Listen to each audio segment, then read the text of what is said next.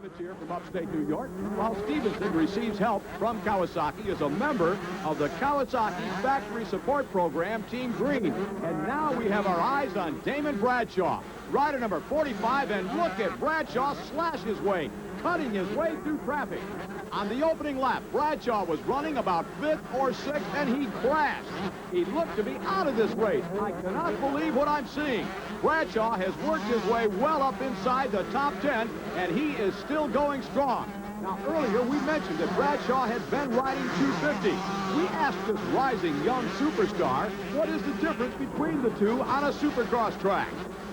Well, you got to ride a lot harder just to do anything on a 125. A 250, you got a little bit of forgiving to it.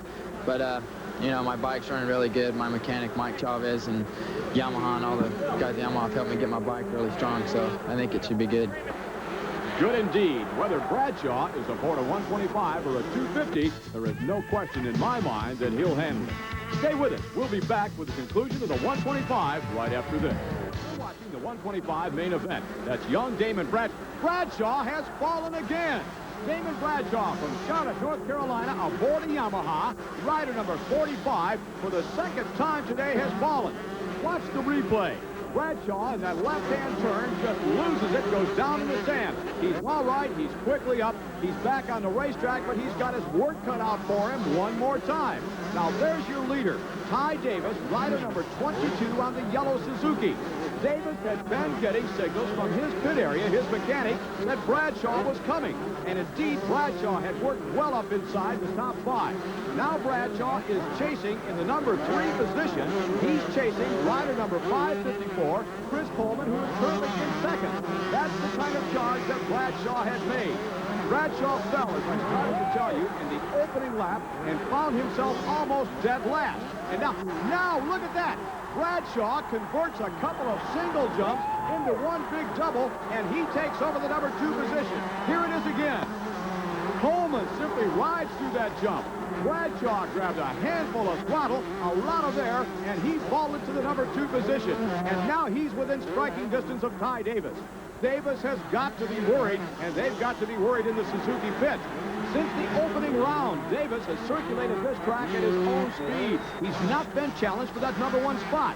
He has used the lines that he wants to use on the track. Bradshaw, on the other hand, has had to ride full bore the entire distance.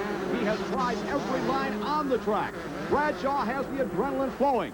Davis has to pick himself up now by the bootstrap and force himself to try new lines to go faster. An example of what I'm talking about is that double jump where Bradshaw passed Coleman, and here it is. Bradshaw is the only 125cc rider on the track to make that jump. Every other rider is riding through it. There is no question in my mind, with just a couple of laps to go, that if Ty Davis wants to hold down that number 1 spot, he is going to have to attack that double. If he doesn't, Bradshaw will take over that number 1 spot. He'll pass him there just like he passed Chris Coleman just a lap and a half ago. Now Bradshaw is approaching that spot where he fell just a few moments ago.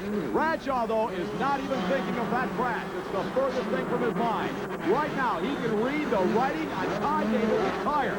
Bradshaw wants this win. He's got the adrenaline flowing, and he's going after it full bore. A right-hand corner, a lap rider in between the two. Bradshaw quickly disposes of that rider and sets his sights once again on Ty Davis. Now comes the double, and Davis rides through it. Bradshaw jumps it. Look at this. Bradshaw double jumps at the end of it, and he vaulted in front of Ty Davis. Here it is. There's the double. Now watch Bradshaw. He's setting up for another huge jump. And that one carried Bradshaw into the number 1 spot. And here he is, less than a lap to go. The man of the hour being chased now by Ty Davis, rider number 22, the man that up until just 1/2 lap ago had led this entire race. Davis out of Hesperia, California, has got to be wondering what he did wrong. Here's that double jump, and it's Davis's first opportunity to see exactly what he did do wrong. And Bradshaw, with a brief wave to the crowd, takes the checkered flag. And here is Davis. He led every lap of this race except the one that counted. Here are the final results of the 125cc main. Bradshaw and Davis, of course, finished in the 1-2 position. Chris Coleman was 3rd. He was followed by Denny Stevenson. And rounding out the top 5, Mike Kierdowski from Team Honda. A look at 6th through 10th shows Derek Rowe in the number 6 position. He's followed by, in 7th, Stevie Childress. 8th place, Bill Wallen. Then comes Barry Carson and Brian Carroll. Let's go to Gary Bailey, who was with Bradshaw. Damon, no doubt, an excellent ride. 2 fall downs. I mean, what else could go wrong for you? Well, I don't know. I'm glad my bike was running really good. After I got up that second time, I said, you know, I don't know if I have a chance. I ain't got a couple laps left. But I got up and my adrenaline was just flowing so good that I had my mind on tie, and it really worked for me tonight. Everything went good. It couldn't have went any better. I like to win with dirt on my number plate. It makes me feel a lot better. Great. Excellent ride. Oh, thanks a lot, Gary. Next on ESPN, the 250 Supercross main event. Stay with us. We'll be right back.